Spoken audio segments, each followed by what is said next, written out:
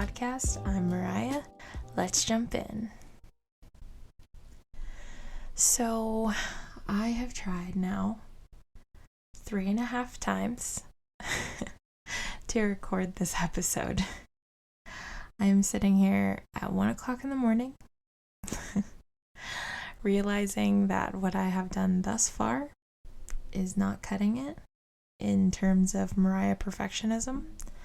And I don't normally do this. Normally, I just say what I'm going to say. I edit it a little bit and then I put it out there because I don't do drafts and revisions and all of that stuff. I think that I mentioned that on an episode in the future or before, I don't know. But that is normally, not my style to do different drafts and stuff. So this has been hard, but I think it's because the subject of this episode is so important to me that I need it to be clear that they are important to me and clear that I am treating this the way that it deserves to be treated. So when I wanted to start the podcast back up, there were some other things going on, so I couldn't just, get started. But the biggest thing that was in my way was myself. And I mentioned it a little bit in the previous episode. But the real reason why I finally kind of switched gears, why I decided to start again is because I recorded an episode while I was in Colorado that was all about my little brother Patrick. I recorded this episode because the reason I was in Colorado was for Patrick's birthday, and he and I had a conversation about the podcast where he made it very clear to me that I have been ignoring him as a subject in the podcast. We were talking, he asked me, if I had recorded any episodes or I'd put out any episodes or whatever, and I said kind of what I had been telling everybody, which was just that I needed to figure out how to reframe the show and how I was going to go about it and all this stuff. And he was like, okay, well, when are you going to talk about me on the podcast? Because you used my picture in one of the episodes, like for the cover art of one of the episodes, and you didn't talk about me in it. So when are you going to talk about me? And it was very cute to me because he's my baby brother. But he's right. The reason I started this podcast was to kind of do something for myself and to help myself in a hard time and kind of reflect on my own life and my choices and the choices of people around me that affected me, and trying to find the compassion in it all. And the biggest thing that the biggest reason why Patrick was not a part of a lot of the episodes and stuff is because, one, it's very hard for me to talk about him, because I don't get to be around him all the time, and I desperately want to be. Two, because most of the things that I would be able to talk about that had to do with Patrick are things that he's a part of for sure because he was there, but a lot of the time that I spent living with Patrick, a lot of the memories that I have are really going on around him. And I don't want to, I don't want him to listen to this and to have it change his perspective on certain things or, for certain people or anything like that. Like, I don't want to do that to him. And I don't want to have to dance around things that happen to me, or things that happened around me. Like, I don't want to do that either, because I deserve to be able to tell the truth about things that happened. So, that's another reason why I don't really talk about him being younger, because to be honest, my memories are cloudy when it comes to specifically just him and not the things that were going on around us. So that's the second reason. And the third reason is because his life has been so much more than what I've been there for. I left Colorado when he was 5. Yeah, because I think I came back for his 6th birthday. So I left when he was 5, and lived in California for a very long time, and then now I live in Utah, and he just turned 13. So there's just so much of his life, and most of what he remembers of his life, I'm not there. I'm not a part of it. So that's another reason. But like I said, this is my podcast. This is about my life, and he wanted me to talk about him. So what I'm going to do is I'm going to talk about the things that are, not cloudy for me, not hard to remember, not hard to think of. And I'm going to talk also about, who he is now, because we spent, I was there for about a week, and we spent a good chunk, especially in the beginning of my staying in Colorado, together, and he's a whole person. I say that a lot about kids when they start to develop into more than just being a kid, if that makes sense. Like in my perception of them, they are having their own lives, and maybe it's just me recognizing that their lives exist outside of my perception of them. Do you get what I'm saying? I think this is like a phenomenon that people have just in general, where like it sounds like it's just self-centered, but we all do this, where we focus on our own perception of life. And so when people leave, like, it's obvious, like, obviously in the back of our head, we know that they are doing things without us there, but you don't really think about it. You don't really think about what they're doing, or what their how their life is going, or anything like that. It's just kind of like a background to you. But then when you sit down and you actually actively think, like, okay, I'm doing this right now. I'm recording a podcast right now. There's somebody else in the world that's doing something completely different than what I'm doing.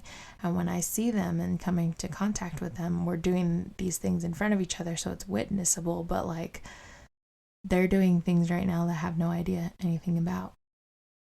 And it's just kind of like, I don't know, it's weird to think about. Like, it sounds obvious, but it's weird to think about. So like, I feel like with kids, that's true always, but it comes to a point where like they're making their own decisions, they're making like moves on their own, and like are having these like deep thoughts about other things or about life that like it's hard to comprehend. Like when you think about it, it's like, this kid just asked me about, like, I don't know, death. Like, they're conceiving what death is in their brains. And it's like trying to think, okay, when did I think about death in any serious manner? Like, was it at this age? Was it younger? So I say like, oh, they're like a whole person, when it's clear to me that they're starting to have deeper thoughts than just, little kid things, I guess. And this happened with Patrick a while ago. But now I'm, now I'm recognizing him being like interested in things that I have always had a hard time with coming to terms with him being interested in. Like, for instance, he is into rock music, like classic rock music, which is an influence of his father, obviously. But I never would have guessed that my little brother would be into rock music when he was really little. The song that he used to sing all the time was X's and O's. And he made his own lyrics to it and stuff, and it was so precious. It was so cute. I never would have thought that kid would be into like rock music, you know what I mean? And he genuinely is into it. Like, I started playing it just because he was requesting it, and and he like knew all the words and everything. And then he was showing me music. He was showing me YouTube videos that he watches, and I just was so taken with like who he is now. And I sometimes feel so young in a lot of ways because, I'm not married. I don't have children myself. I am going through this really hard time where I need a lot of help from people around me. So I'm not feeling necessarily very independent. So in a lot of ways, I feel very young. And then there's moments like this where I can see this person that has been my little brother for so long that it's hard for me to come to terms with the fact that now he is turning into like he's on his way to being an adult himself. And it kind of freaks me out. It freaks me out. I gosh, yeah, it's so insane. In one of these versions where I recorded, I spent basically the whole thing talking about when he was born because it was just such a chaotic and crazy time. Because there was literally so much going on. My great grandma passed away. My mom had to be in the hospital for a while because there were just a lot of complications and stuff going on that I genuinely don't remember a lot of. Not necessarily because I wasn't told, but because it's like really specific pregnancy stuff, and like I never have been through it. I've never had to like research it in any way, and I was a kid when it happened, so like all I knew is it was scary. I went out of the state a little bit before he was born and was just really stressed out about it. Like, there's so many things going on, and he was induced early, so he was a whole month earlier than we thought he was going to be. So it was just really stressful. I remember being very scared, and I knew that there was nothing I wanted more than to have Patrick be born. But when it was brought to my attention, the thought that maybe my mom, like it would have to be a decision between my mom and the baby. I don't remember why that was brought up, but at one point it was. And I was just like, what? Because it seems so crazy. It seemed so like, what are you talking about? I'd spent so much time thinking about Patrick as not like a maybe, but a definitely going to happen, was definitely going to be there. And to have that ripped away in a moment of like, maybe he won't be, or worse, in my eyes, worse at the time, because I didn't know like who he would be or anything like that. But worse in that moment was the idea that he would be there, but my mom wouldn't. Which was terrifying for so many reasons. But yeah, super scary. I spent an entire version of this talking about that whole event because of so much was going on. But the biggest takeaway from me recording that is recognizing that the moment I knew that Patrick was, a possibility, that he was an idea, that he was something happening, I was excited and I was happy and I was in love. When Patrick was born and everything was okay,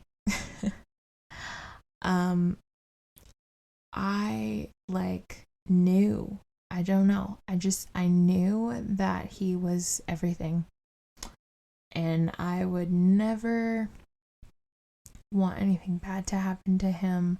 I would do everything I could to protect him. It was just all, he was it for me, and it, you could talk to anybody in my life, anybody who I've had any sort of conversations with about Patrick, or about my life or anything, will know that Patrick has been my number one from the beginning, and that anything that I did outside of leaving was something that I did with him in mind. He was always on my mind of when I was making decisions about my life. I really badly wanted to, when I was younger, when I was in middle school and I pictured my life, I always saw myself as being a lawyer, or at one point in the medical field somehow, because I wanted to help people. But I wanted to be successful. That was the biggest thing. I really wanted to be successful. I wanted to make a lot of money. I wanted to feel safe and secure as far as money went. It wouldn't be a problem. And when I was in high school, there were so many reasons, so many things that happened that made me kind of mess all that up for myself. And the whole, when I was basically destroying my future, I started making these backup plans of how I would live my life, or what I would do, so that I could be there for Patrick, so that I could help take care of Patrick, even though I was making it to where I didn't think I would have any sort of security for myself. I was still thinking backup plans for how I could take care of Patrick and be there for him. And he just meant so much to me. There are so many pictures that I have from when he was a baby that just, in general, make me smile every single time I see them. Things that I was there for, things that I wasn't there for, but I've made a bunch of collages and stuff. I'm sure that I'm gonna put together one for the cover art of this, of him. And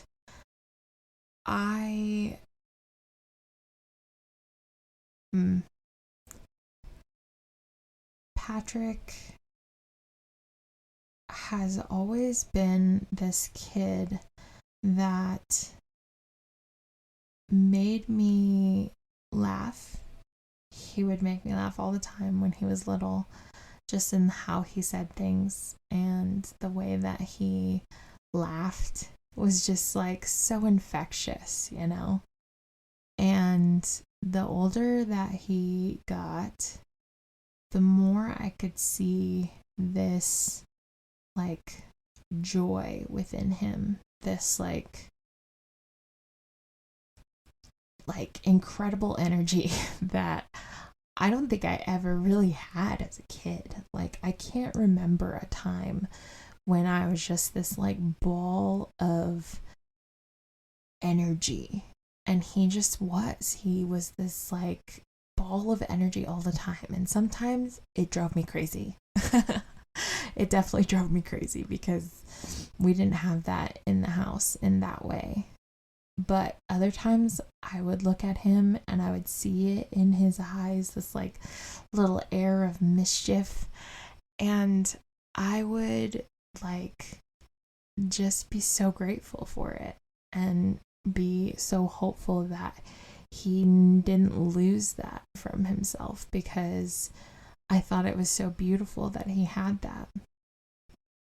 And man, yeah, he always had, like, when I was growing up, I had, because my birthday is like in the dead of winter, like right before Christmas, birthday parties were just really hard to put together and have people come to, and just like to have ideas. My mom, didn't make a lot of money, and so birthday parties for me were just not even, like, they were basically non-existent.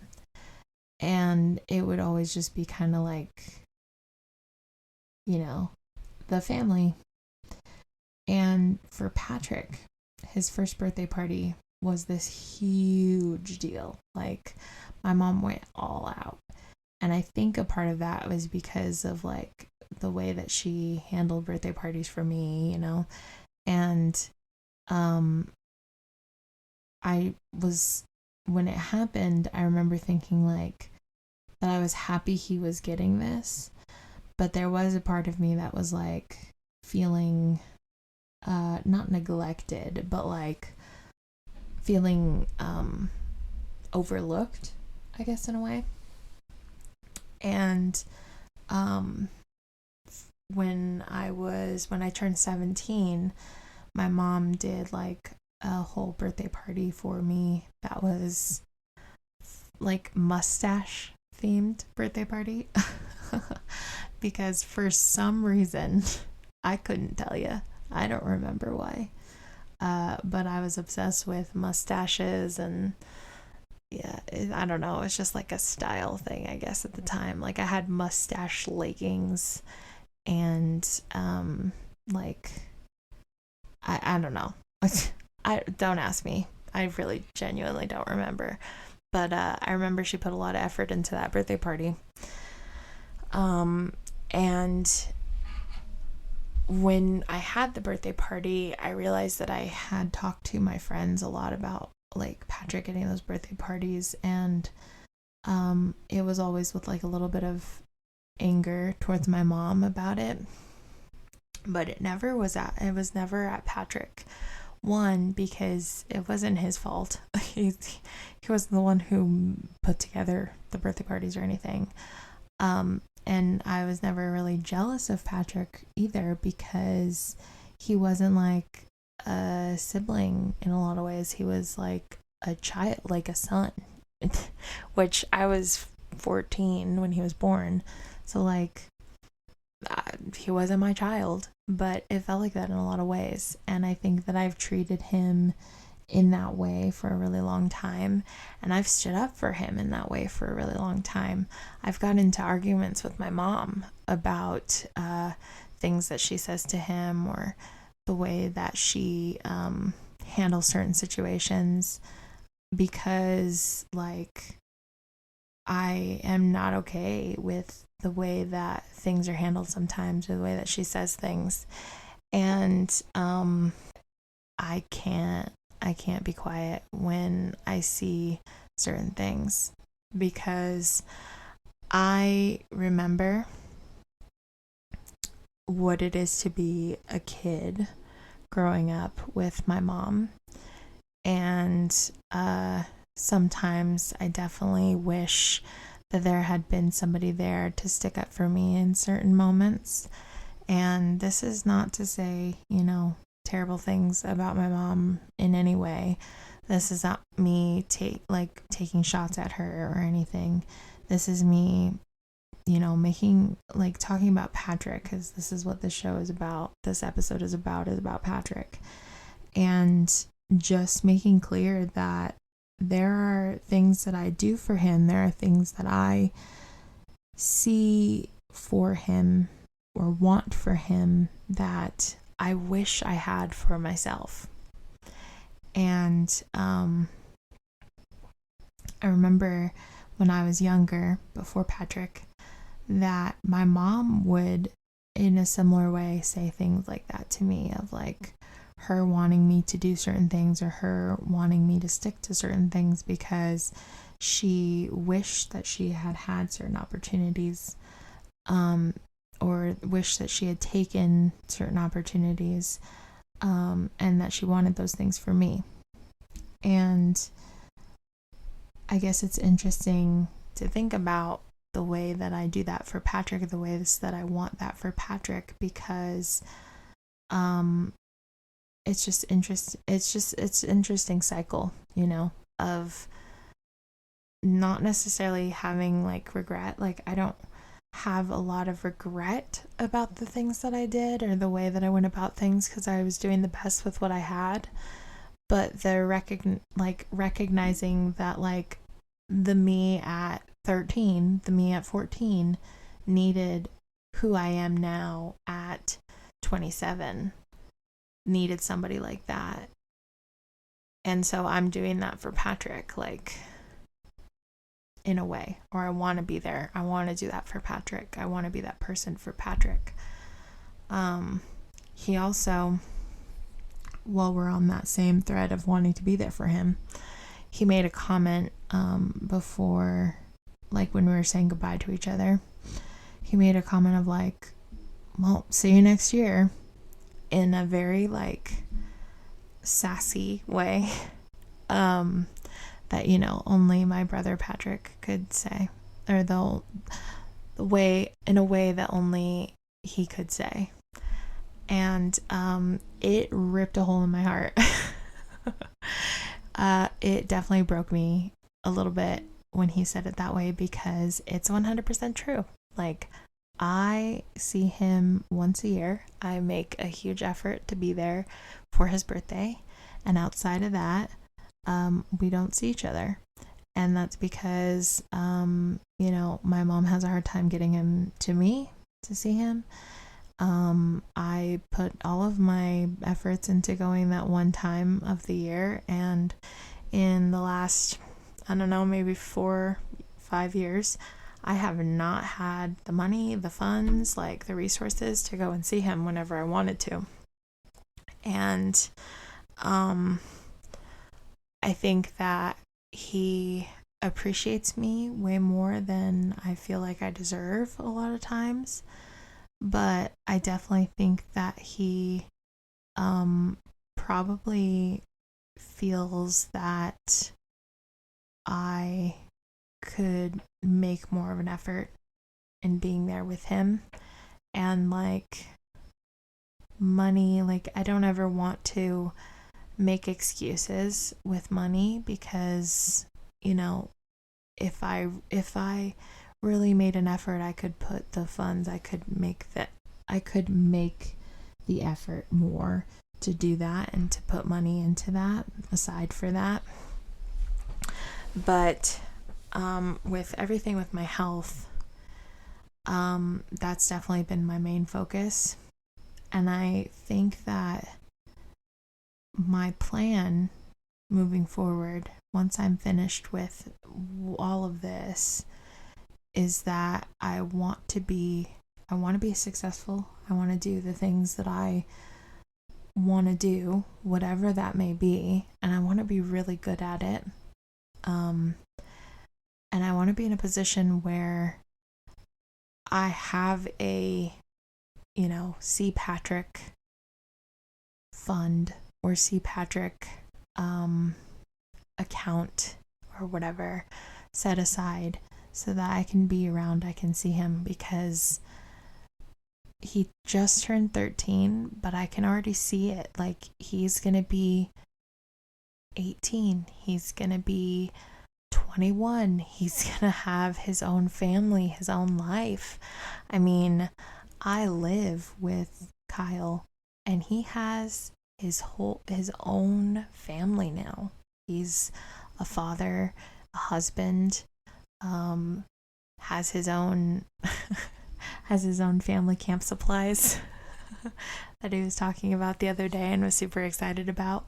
But like, your siblings, they grow into their own people, they have their own families, and you still see each other because of love and all that. But like, he's gonna have his own life, his own family, and I won't be able to just go and visit whenever I want to and get to see him and spend all this time with him.